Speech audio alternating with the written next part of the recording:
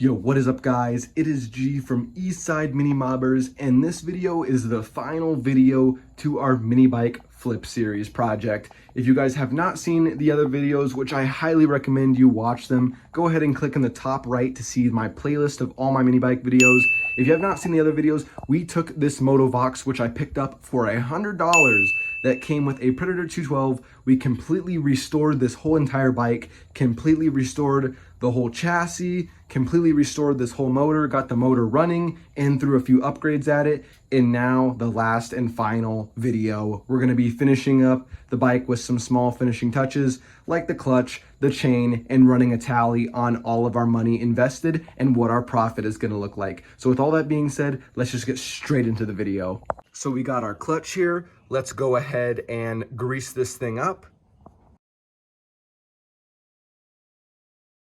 And just like that, our clutch is completely lubed up, ready to go. If you want a full video on how to fully, properly lubricate your clutch, click in the top right there. I have a very good video on how to disassemble this and lube it up. But with this ready to go, we're also gonna throw some high temp grease as well on the shaft so it doesn't get seized on there, and we're gonna throw that clutch on. All right, and our clutch is tight on there and ready to go. Now, let's go ahead and throw on our chain.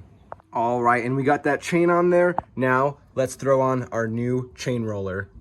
All right, check it out. We got our chain roller on there, nice and tight, perfect amount of chain tension, and it is ready to go. This is looking real good. One last thing, let's get our new clutch cover on. And we got that chain guard on there. This thing is looking super sweet. Let's go ahead and grab some before and after videos of this thing.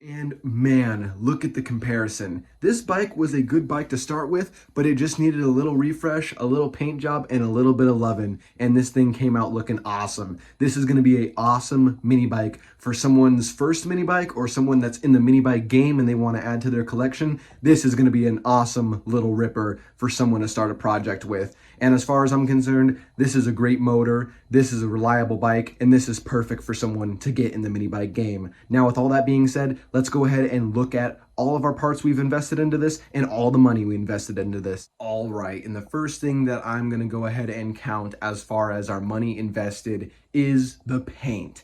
Now, I went with the Rust-Oleum 2X paint, and depending where you get this from and where you're from, the price may vary, but for me, it was about $10 a can, and I used 3 of the Rust-Oleum cans: primer, the color coat, and the clear coat. So that comes up to $30 for the paint there. And also the other paint I used, the high temp silver paint for the motor parts and the exhaust, which came to $17 for that paint. So it costed us $47 to paint this mini bike frame. I'm not gonna go ahead and include any of the other paint prep work stuff like the sandpaper or anything like that, as that is stuff I've already owned and had on hand, along with the angle grinder and the flap disc I use, as that is stuff that I've already owned. So to completely refresh this bike and hit it with a nice paint job, along with refinishing those bolts, it is $47 that we've spent so far. And now the next thing that we have done to this bike is we have installed and swapped over a whole nother rear wheel setup. Now this is a rear wheel setup that I actually got from a donor parts bike, so I'm not gonna be including this to our money invested, as this is something I've already had laying around. But what I will include is this kit that I got from Amazon. It costed me $26 and it came with that 60 tooth rear sprocket that I installed along with all the hardware. It also came with the metal chain roller and that brand new chain we installed. And since we're on the topic of the rear wheel, I'm gonna go ahead and include the high performance upgraded copper brake pads I installed on the mechanical brake. Now this is something I already had on hand as well, but I'm gonna go ahead and include this, and I believe these retail around $10 online. And now the three last things that I installed and did to the mini bike roller was I installed a spring to retain the kickstand. This is something I already had on hand as well, but these can be found at a hardware store for around $2. The next thing was the Pro Taper pad that I put on the handlebars. This is something actually I had for my old Pro Taper bars, but you could easily find something like this or a knockoff one on Amazon for around $8. And the last thing that I went and did was installed a Mikuni style throttle cable. Now this is actually one I had on hand as well. You're kind of noticing a pattern. I collect a lot of parts, so I have a lot of stuff on hand. But I needed to install this in order to run the Mikuni, as the stock throttle cable that was on there would not work. And you can find one of these on Amazon as well for around $7. And now just like that, we are right at $100 with all of our money invested tallied up. Now including the bike, we are at a even $200. If I wanted to stop right there, I would still make a decent amount of profit. Now that rollers go for $300, $350 plus on Facebook Marketplace. But as you guys know, we are not stopping. We completely revamped this whole engine. So with all that being said, let's see how much money we invested in this engine. All right, and for this engine, we're actually gonna start with the most important and drastic upgrades, which actually just so happened to be free. We did a oil sensor removal, which was a super quick and easy process, which was 100% free. And we did a governor removal, which was almost free. It cost me about $1 for that self-tapping bolt we used to plug the governor hole. And as far as internally in the motor, the side cover gasket that I installed, which was a brand new gasket, I actually buy these things in bulk.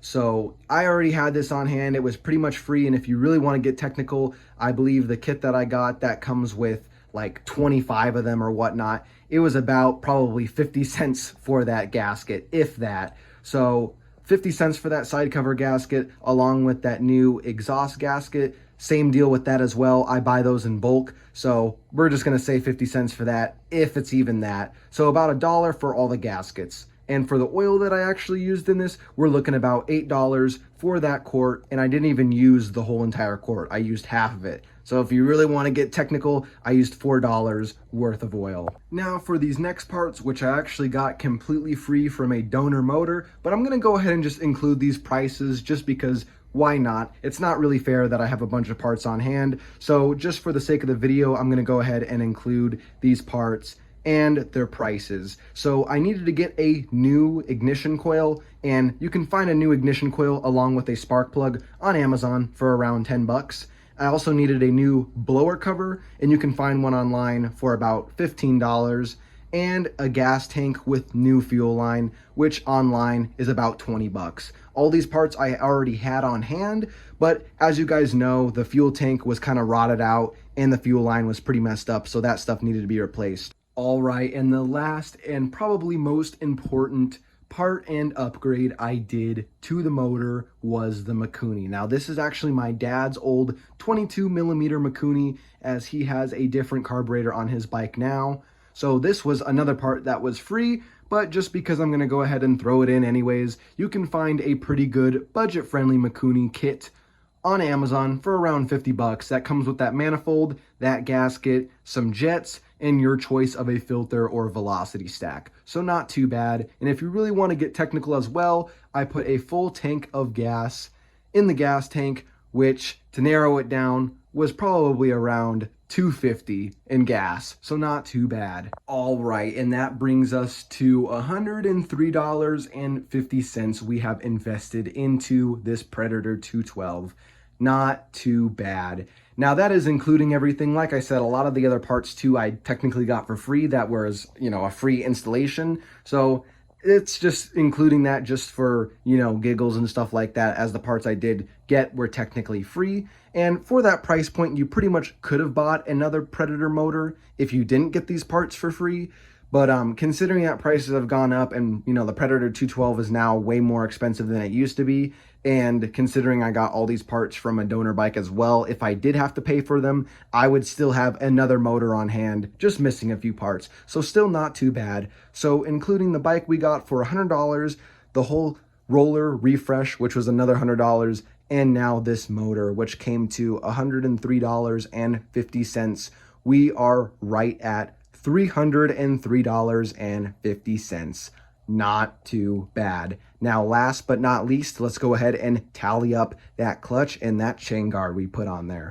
All right, and same deal with this clutch. I already had it, but if I was to buy another one on Amazon or eBay, you could find a clutch like what I used for around $20. And as far as that chain guard goes, you can find one for around $17 on eBay. And just like that, both of those items add up to $37. And when you add up everything, it comes to $340.50. We can probably just go ahead and remove that 50 cents.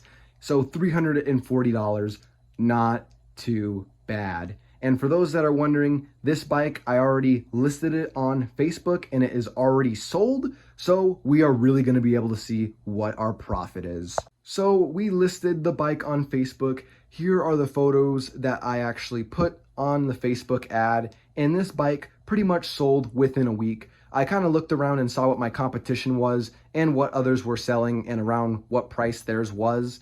And there was a lot of people selling different mini bikes that definitely weren't as in good condition or as nice as this one was, and they were asking quite a bit. So I kind of based my price off of that. So my listing price that I listed it for was $675, and I sold it right away within a week for $675. So not too bad of a profit right there. We get a $335 profit. Not too bad. Now, this was almost kind of a once-in-a-lifetime deal, as I found this bike as a complete, you know, ready-to-go mini bike with the Predator 212 on it for $100. The guy was super nice that sold this to me, and definitely this was a steal for sure, and probably one of those bikes that you're not going to really, you know, find on Facebook or eBay for a deal like this. So I got a steaming good deal as it is, and that's why, you know, I made a decent amount of money on this project here. But I didn't really intend to do a flip series or anything like that. Usually I like to, you know, buy these bikes, build them, and keep them. But I was running out of space, and I kind of figured, you know what, let's just kind of get this one going. Let's make it, you know, legit for someone's first bike. And, you know, let's go ahead and just sell it. And, you know, if we make some money, we make some money. You know, if we don't, then we don't, you know.